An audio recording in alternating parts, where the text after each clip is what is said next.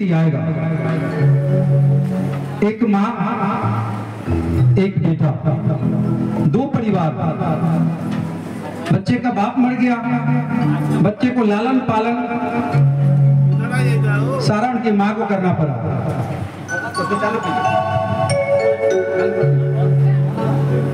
दुखरा धनिया करके उनकी बच्चे की माँ जो है बच्चे के पाल पोस के बड़ा करते हैं।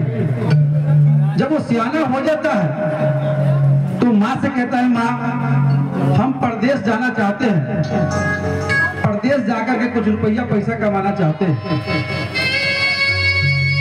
माँ भी देखी कि बच्चा उस लायक हो गया है, इजाजत दे दिया कि ठीक है बेटा जाओ। जब बेटा कमाने गया तो 5-7 साल 10 साल बाद लौटा। गौर करेंगे कहानी पे। इस कहानी का सारांश और नाम आएगा दूध का कर्ज। दूध का कर्ज कैसे चुकाता है वो बेटा, और माँ कैसे चुकवाती है अपने बच्चों से, इसी पे आधारित है। तो छोटे बड़े सभी को जीवन में आएगा। तो 10 साल बाद जब बहुत रुपया पैसा कमा के आया उसका बेटा, माँ बड़ी खुश हुई, लेकिन बेटा को एक घमंड था। माँ से पूछा कि माँ मेरे पास हीरे जवाहरात रुपया पैसा बहुत है और मैं तेरा दूध का कर्ज चुकाना चाहता हूँ, बताओ कि दूध का कर्ज कैसे चुकेगा, क्या चाहिए तुमको? धन दौलत गाड़ी बंगला रुपया पैसा क्या चाहिए जिससे दूध का कर्ज चुक जाएगा, बताओ। बताएं बहन भाई बंधु, माँ तो माँ होती है। देख ली कि बेटा सियाना हो गया, अब इसे कुछ समझाना चाहिए। तो कहती है बेटा दूध का कर्ज चुकाना बहुत आसान काम है। तो कहा माँ इतना आसान काम है तो बताओ जल्दी, हम वही काम करते हैं। माँ बड़ी भोली होती है, वो चाहे किसी की माँ हो, माँ जैसा दर्जा कोई नहीं दे सकता, माँ का कर्जा कोई नहीं चुका सकता है। आज तक कोई माई का लाल पैदा ही नहीं हुआ जो अपने माँ के दूध का कर्ज को चुका दे। कितना चुकाएगा फिर भी वो ऋणी रहेगा।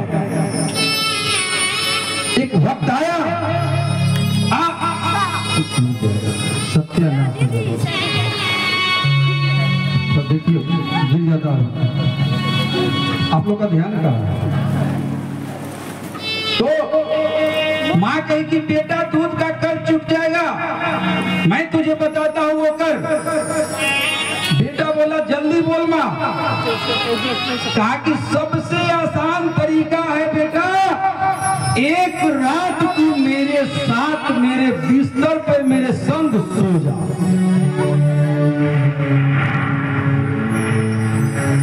बस एक रात मेरे बिस्तर पे मेरे संग सो जा।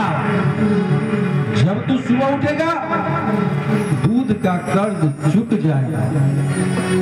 तो माँ इतना आसान है दूध का कर्ज चुकाना? हाँ बेटा इतना ही आसान है।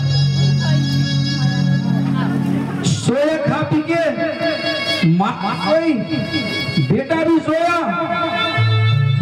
अब बेटा जब पोप काटने लगा एकदम घोड़ा की तरह सो, तब माँ जगाती है बउआ बउआ उठा ना, तनका सा भूख लागल। तो माँ अब ये तो खा के सुतला ही, तोरा भूख लागल? अच्छा ठीक, उठा खाना ला के दिया, माँ को खिला दिया। माँ तो जगत जननी, वो तो दूध के कर्ज चुकवा रही थी और बेटा चुका रहा। फिर सो गया, फिर थोड़ी देर में माँ जगाई, देखी कि बेटवा सो गया नींद से। तो बउआ बउआ उठो ना, तनी प्यास लागी। कमाए अब ये खाली है पानियो पी लिया तुरंत प्यासो लाग गेल बड़ा परेशान करे छे। अच्छा ठीक है, फिर से पानी लाके पिला दिया। माँ बेटा फिर से सो गया। माँ को कहाँ नींद आती है, क्योंकि उसको तो दूध के कर चुकने वाला था। माँ तो कई रात जग के बिहान की है बच्चों को पालने में, उसके परवरिश करने में। उसको तो सोने का आदत है। फिर बेटा सो गया, फिर माँ उठाती है, बउआ उठो ना बाहर जाए के। अब बेटवा कहा माए न सुते छे न सोते दे छे, तू परेशान हमरो परेशान करे छे। चैन से सोते थे कम से कम। अब क्या होता, फिर उठा बेटा झल्ला कर ले गया बाहर। बाहर से फिर माँ आई सो। अब लास्ट में देखिए क्या होता। जब बेटा फिर सो गया तो माँ कहती है बउआ बउआ उठो ना, प्यास लागल। अब तो बेटवा का पारा 7वां आसमान पे चढ़ गया। तू कथी करे छे माँ, तुरंत खाना खाई छे, तुरंत बाहर जाए छे, तुरंत प्यास लागल तो सूते देना हमरा चैन से। अच्छा बउआ सूत रहो, अब तोरा तंग न करो। अब बेटा नींद से सो गया। माँ क्या की, आधा गिलास पानी पी के आधा गिलास पानी बिस्तर पे उझल दी।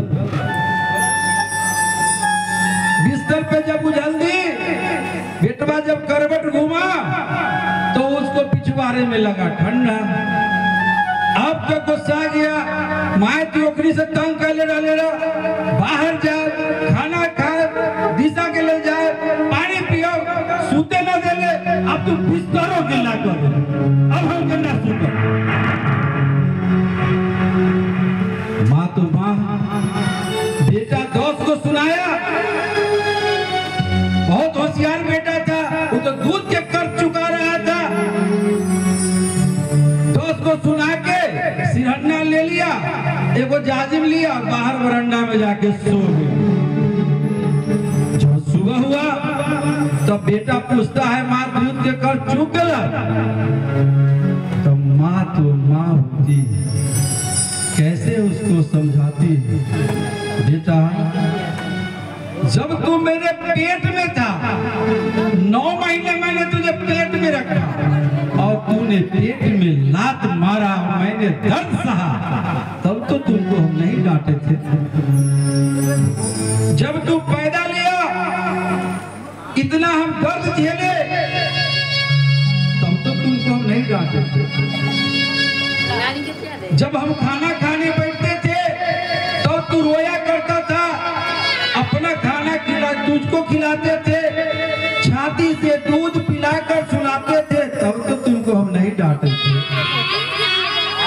और बेटा जब तक तू बचपना रहा तब तक तू बिस्तर गीला किया, तूने बिस्तर पे पेशाब किया, उस पेशाब वाले बिस्तर गीले बिस्तर पे मैं सोई और तुझे सूखे में सुलाया, तब तो तुमको नहीं डांटे थे।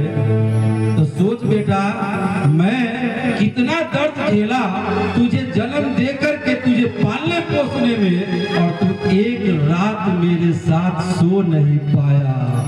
बेटा इस तरह कहीं दूध का कर चुका। एक रात वो बेटा माँ को नहीं झेल पाया, उस तकलीफ को नहीं झेल पाया जो माँ जब तक बच्चा होशियार नहीं होता तब तक वो झेलती रहती है, वो दर्द सहती रहती है। तो मेरे भाई, मेरे साथी, मेरी माताएं, मेरी बहनें, माँ बाप का कर्ज कोई नहीं आज तक चुका पाया है। सत्य कर्म वही है जो जीवित माँ बाप आपके हैं। आप माँ बाप को सेवा करें, आप नून रोटी खाए, आप माँ बाप को नून रोटी खिलाए, वो खा लेगा, वो चैन से रहेगा। आप सुबह शाम एक बार पूछ ले, माँ तबीयत ठीक हो, खाना खाइले, बाबू खाना खाइला कि ना? अरे भैया इतना पूछ लीजिएगा तो जीवन तर जाएगा, बाप के सीना चौड़ा हो जाएगा। मेरा। माँ को छाती चुरा जाएगा कि बेटा को ख्याल है मेरा। लेकिन अभी देखते हैं देवी दुर्गा को पूजने में पागल बना हुआ है, लेकिन उसी का बेटा, उसी का पुतोह सास से सही ढंग से बात नहीं करती है। बेटा को 10 दिन 15 दिन हो जाता है बाप से बात किए हुए, और वो चलता है पत्थर पूज के अपने आप को स्वाभिमान दिखाता है कि हम लंगर करते हैं, हम ये करते हैं, हम वो करते हैं, हम दान करते हैं, हम दक्षिणा करते हैं। अरे पागल नालायक, तू कुछ भी कर ले, मरने के बाद तू अपना गला काट ले, वो फर्क नहीं पड़ने वाला है। अगर तेरा कल्याण होगा तो जब तक तेरी माँ, जब तक तेरा बाप जिंदा है, उसको सेवा कर, उसको देखभाल कर, उसके साथ अनादर न कर, उसका आदर कर, उसका आशीर्वाद ले, यही तेरे लिए सब। तो साथियों, माताएं, बहने, भाइयों, मैं समझाने का कोशिश यही किया हूँ कि जब तक आपका माँ बाप जिंदा है उनका सेवा करें। वही आपका देवी है, वही आपका माँ देवी है, और बाप जो है सो देवता है। इससे बड़ा दुनिया में कुछ नहीं है। मरने के बाद देखते हैं जिंदगी में अगर बुढ़ाओ मांग दिया बउआ रे वो सेब दे बेटा, बुढ़वा के सेब खाता, लड़का के खाला सेब नहीं, इनका सेब चाहिए। और मरने के बाद वही सेब झुलत जाता है रंथी परे, केला झुलत जाता है रंथी परे, तो खाने के लिए नहीं देगा, लेकिन दुनिया को दिखाएगा मेरा समाज कि मेरे बाप मरा है, मेरी माँ मरी है, तो सेब केला टांग के ले गए। मैं इसका विरोध करता हूँ, करता रहूंगा।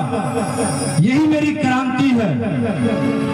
जीवित में जितना खिलाना है खिला लीजिए, जितना सेवा करना है कर लीजिए, मरने के बाद कुछ नहीं होने वाला। हमारे पास बहुत से वक्ता हैं जो आ गए हैं, उनको बोलना भी है। एक गाना खत्म करके अगला वक्ता को बुला लें। मैं किसी देवी दुर्गा का नाम नहीं लूंगा सिर्फ पत्थर का नाम। किसी को बुरा लगे तो मैं माफी भी नहीं मांगूंगा। मैं किसी को ठेस पहुंचाने नहीं आया हूँ, न किसी के देवी दुर्गा को हम बदनाम करने आया हूँ, न किसी को दिल दुखाने आया हूँ।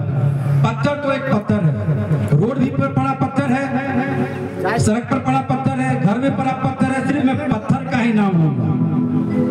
तो सर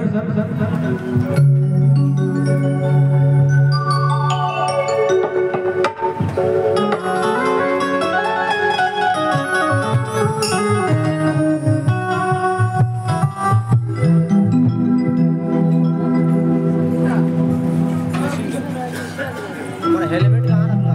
हेलमेट भैया का हेलमेट कहाँ रखा है?